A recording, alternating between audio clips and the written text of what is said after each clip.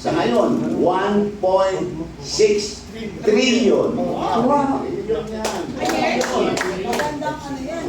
Kasi nakatutok po tayo. Nakatutok po tayo ngayon sa mga usaping question dahil sa mga insertion at saka tulad ng period at kung ano-ano pa ba. Ito, shocking to that the people must know, no? Lahat ng mga kababayan natin dapat ninyong malaman. Kaya pala sila yung tinuloy ang bayani or the modern heroes. Modern day heroes talaga. Trillion pala ang pinapasok ng OFW. Alam ba ng mga Pilipino yan? At saan napupunta? Bakit magpanggang ngayon, hindi na ibibigay yung tamang benepisyo para sa kanila? Pero Kapeli, ang ano doon more than the amount, no? More than the amount. It is the fact that babagsak ang ating ekonomiya kung wala ang contribution sa mga OFWs. Yun more than the amount. Kaya, saludo po. Ma'am, OFW is considered economic soldier. Correct. Correct. Ang ganda. Ang ganda. Ang ganda. Economic soldiers. Ang gagandang mga talinhaga at dapat mailagay, no? Sa konsyensya ng bawat Pilipino. Kahit po nandito kami po kasi yung maraming salamat, kami yung nakikinabang din po sa mga contributions ninyo. Hindi ko ito na realize ng mga Pilipinong nandito sa Pilipinas. Kung gaano kalaki ang inyong contribution. Kung bakit hanggang ngayon nakakatanggap po kami ng mga benepisyo. Ang laki po ng inyong sakripisyo. Maraming salamat. Kaya pala ganun din ang pagmamalasakit ni dating Presidente Duterte. Ganon din ang pagmamalasakit namin sa Pangulong Duterte. Yes! At sa mga PDP laban. Dahil yan ang mga PDP Maraming laban. salamat po sa lahat ng ating mga modern heroes, ang ating mga minamahal na OFW. Ngayon ko lang napagtanto, nakatutok tayo sa PhilHealth at kung ano-ano mga perang meron ang iba't ibang departamento o ahensya ng gobyerno. Ito, nakakagulat. May trilyon pala na nanggagaling sa ating mga OFWs na dapat malaman ng lahat ng Pilipino. Yes. Every year yan. Every year, ha? Every year.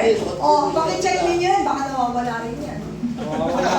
Mahirap na, kaya talagang shout it out sa sambayan ng Pilipino that every Filipino must know na may trilyon perang pinagpasok ang OFW taon-taon.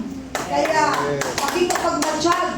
Kasi kung sa PhilHealth, mangilan-gilan lang yun, hanggang ngayon, hindi pa nakikita, may sinole, pero sa salita, pero hindi mo nadadama, wala sa gawa.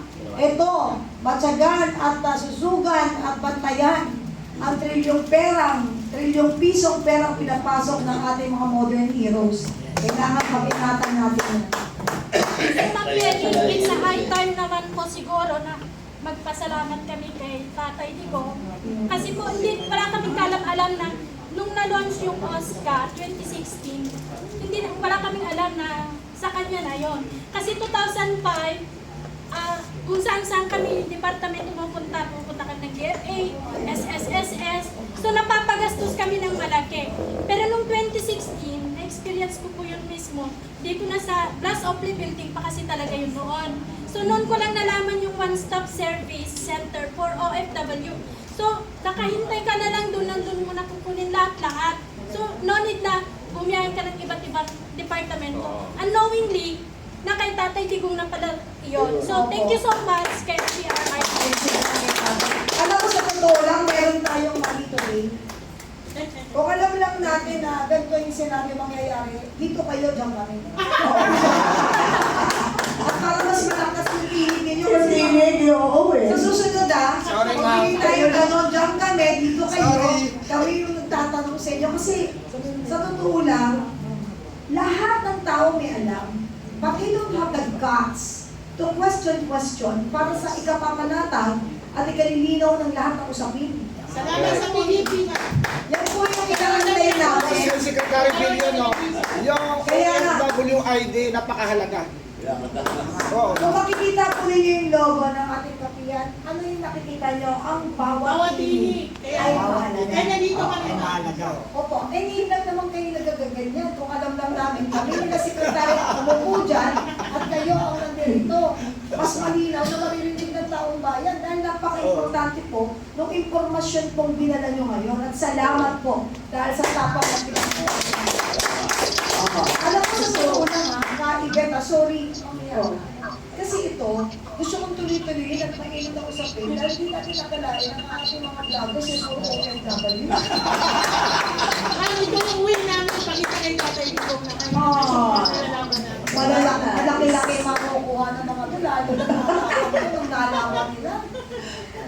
Gusto kong tanong kay Secretary Peli, pero parang nasagot na eh. Ito na lang yung number 14. Opo, parang importante, di ba, yung How should? Yung number 14 dati. yung kasi natanong ko na eh, yung yung naging, How should history? hindi, yung leadership po ba ng ating pong, yung ginawa po ba, did that leadership style strengthen po yung Dole's position? Or did it complicate it? Yung pong naging, kanina po nasagutin nyo, yung parang yung style na naka-apekto sa mga negotiation, di ba? Tsaka employers, union sa tripartite, nasagutin nyo. Ngayon, yung pagsusok ko po, did that leadership, yung style na nagkaramang pinakita, naging mas malakas ba, nakapagpalakas sa Dole's bargaining position, or did it complicate? Yun ang actually, it gave Dole a true face. Dahil nung araw, ang tingin nila ang Dole ay pro-management. So, na puro pabor ang desisyon ng mga NLRC, gano'n, at yung mga architect, puro pabor sa mga employer. Pero pagdating ng panahon, ay napakita na ni Pangulong Duterte through the Department of Labor na wala ang pinapanayagan, kundi pareho tinitingnan as partners in the business. Walang negosyante kung walang empleyado. Walang negosyo kung walang empleyado at walang employer. Para merong negosyo, kailangan merong manager, may owner, may investor, at merong worker. Secretary, pabor ba kayo dun sa pagbuwag ng provincial rate? Ng provincial rate. Opo. Sa din sa business, sa sweldo. Yes, well, Yung sa tripartite. Gusto ko Which daw ngayon ni productivity board. kung Eli San Fernando. O kasi ito naman. Pabor ba kayo? May yung regional, kasi meron wage board eh. Opo.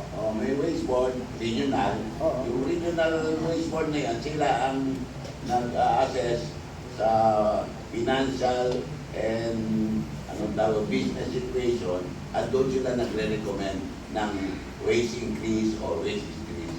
Yun. Pero palagay ko tama pa rin yun. No? Buwagin ano? Hindi siguro kailangan pa rin kasi iba, kagaya kung nasa Metro Manila ka, bibili ka ng isang kilong repolyo, 140. Pero pumunta ka doon sa Isabela, wala pang 80 yan. Kaya iba ang cost of living doon. Kaya kailangan i-adjust mo rin yung status ng iyong salary. Sir, may isang tanong sa ako. Sir, ito talaga alam ko eh. Karamihan po kasi yung sir yung sa mga empleyado, sa mga company ngayon. May style sila na gumagawa sila ng agency. Yun sinasabi ko. Opo. So, yan ba sir, hindi ba yung pwede mabuwag kasi ginagamit po kasi yan na ang bilin lang sa mga empleyado. Ayan, pero nandiyan naman yung wage board natin. Sila ang tumitingin at naninisiguro na tama ang assessment nila sa situation at magiging basis ng kanilang wage increase or wage increase. Ay, iba po sir, ang tinutukoy po yung regarding sa agency. Instead na dahil sa company mag-apply, ang company gumawa ng agency para yun ang agency magpasok sa kanila naman. Na ano sir, nabayulit po kasi ang karapatan ng mga manggagawa. Hindi naman. Kasi yung wage board may representative na mga manggagawa. Hindi naman Yan, purely... dami kasong yun sa labor sir. Yun lang ang bagay nyo, baka masyadong pro-management yung Yes, mga po, sir. member. Pero kung meron ganun, dapat iparating nyo sa Department of Labor Secretary. Ako, ginawa na rin po sir. Wala rin, baka Kasi ang may-ari ng ano pala, company, yun din yung agency. Siya din may Kaya kawayan mo yun. Mag-ano muna tayo?